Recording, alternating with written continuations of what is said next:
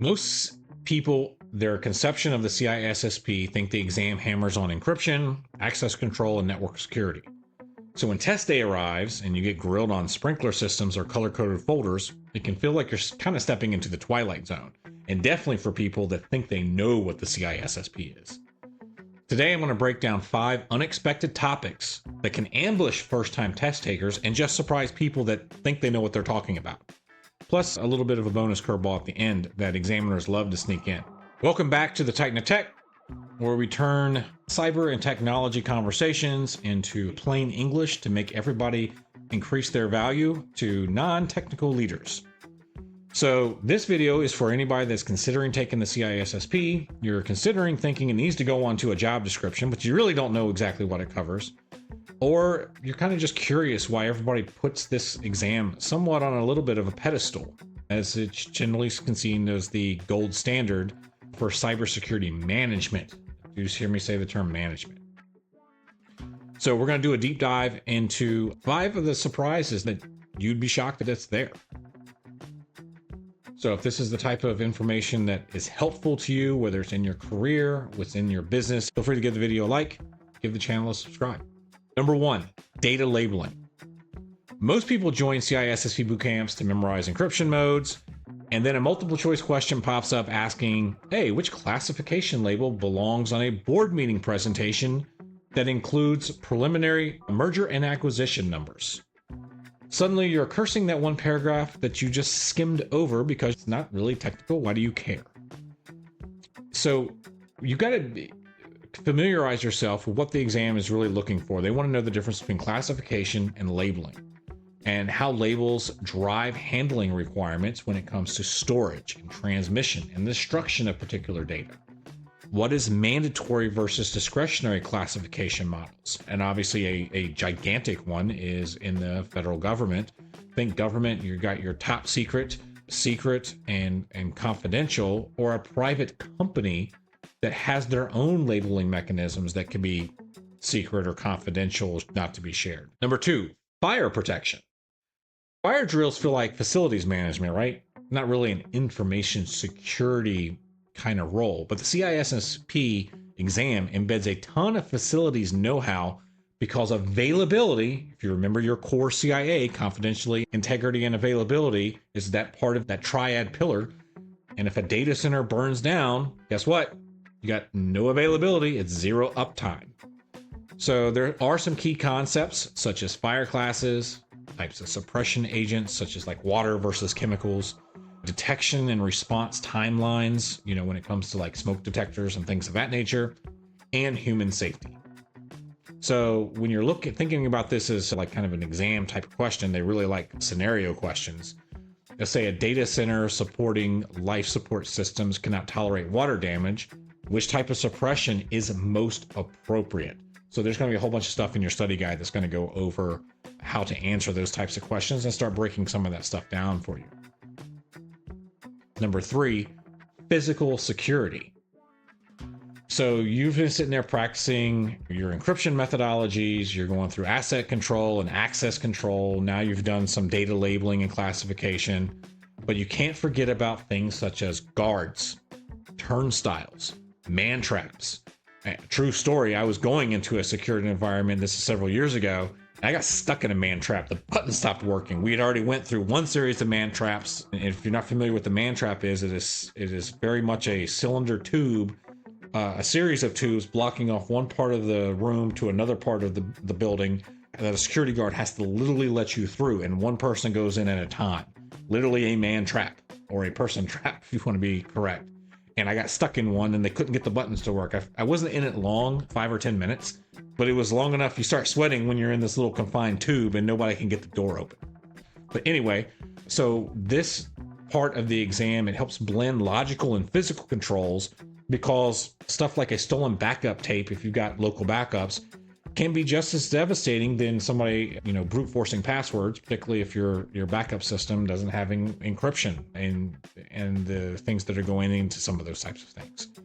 So areas that you want to think about is going to be site planning. So you've got concentric rings of protection within your building. So There's some videos, go do your own research on this, where some Google data centers, and it's almost like the Pentagon, I believe, as well. The further you go into the center of the building, there's more and more higher levels of security, starting with the outside, where you may just have a fence, and you may have that guard at the door. Then you may get into the building. There's going to be a reception area. Then you got locked doors as you're working your way through there. Of course, you're going to have access mechanisms, badge cards, biometrics, PIN numbers, lighting and surveillance. If there's how cameras should be placed, and also what exactly is how the secured areas are going to be protected from things like natural disasters. You've got raised floors in server rooms, for instance, or if you're in an earthquake-prone facility, seismic activity. And then, of course, you just have human threats. You've seen those bollards that protect somebody's car from driving through the glass window. You see them a lot in like restaurants, in front of shopping centers like Targets and Walmarts and things of that nature. Same sort of thing. These are all on the CISSP exam.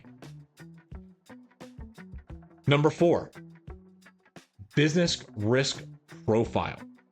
Again, moving away from the technical and not just thinking about patching CVEs, the exam wants you to kind of put yourself into the boardroom, put you into a C-suite type of role. And if you're more interested in that, click the link. I've set up a school community to start helping bridge that gap and having those conversations with people that want to take and start blending in the business aspect with cyber and tech to start bridging that communication.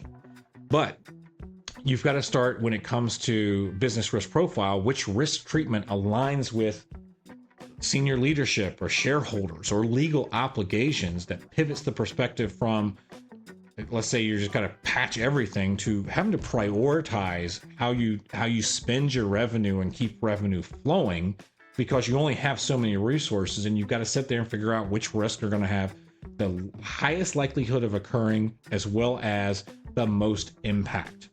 And then, of course, you'll get into other things like brand damage. If you fall underneath some regulations, making sure that you're keeping regulatory fines to a minimum if you're subjected to those and you've not been doing your job, as well as safety. So you're going to have other things within risk. There's going to be, how do you handle risk? Do you accept the risk? Do you mitigate the risk? Do you transfer the risk to someone else, such as to a degree, insurance policy, or to a vendor or things like that? Or can you actually avoid the risk? So you need to know examples of each of those. Then you may have qualitative and quantitative assessments, or business continuity. Do you actually have metrics if something happens? What's the recovery time objective? What is the recovery point objective? How far back can you go with your risk tolerance? Number 5, human life comes first. And I don't want to say, I'm not going to ever say anything to 100%. You can't ever guarantee that something is always 100%. Almost guaranteed, if you see a question and the answer is, what is the best possible outcome, and there's a human life answer on there, it probably is going to be a human life. ISC Squared's own code of ethics protects society, the common good, public trust, and infrastructure. Every technical control bows to human safety.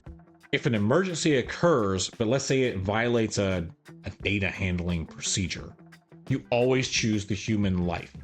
Going back to some of the physical control stuff, if there's an incident, let's say you're in a data center, the building catches on fire, things are supposed to fail open. Now, do you trust that, or do you actually go do a check? I suggest you go do a check to make sure the systems work as designed and the systems fail open and you don't have somebody stuck in a room. But you always choose human life first. And then for a bonus, you will get questions on the ISC Squared's code of ethics. You're going to think this is common sense, but this is something that you absolutely will get tested on in the order matters. Canon 1 outranks 2, 2 outranks 3, and 3 outranks 4. You'll need to know the difference between due care and due diligence. So you must demonstrate that there's both reasonable action and continuous oversight. And then there's going to be reporting obligations. So if you suspect that there is unlawful behavior, ethics within ISC Squared require that disclosure, even if it hurts your team in some sense. So these are kind of the 6 things that I think, if you're on the outside looking in and you just thought the CISSP is some technology related, highly technical exam, It's a management certification, and you've got data labeling, fire protection, physical security, business risk, human life comes first, as well as ISC Squared's own code of ethics. So just remember, CISSP is not just a tech cert, it's leadership cert that's embedding policy and process and people within inside of that. So if there's something else that, if you're studying for the exam, drop below. What do you think was a surprise, or was none of this a surprise? You were expecting this to be on there. But again, if this is the type of stuff you would like to see, or if there's other business related things of how you can enhance your career by being able to speak more in business language and not so much tech jargon, so people are understanding what you're talking about and you can get more success, drop me a comment below.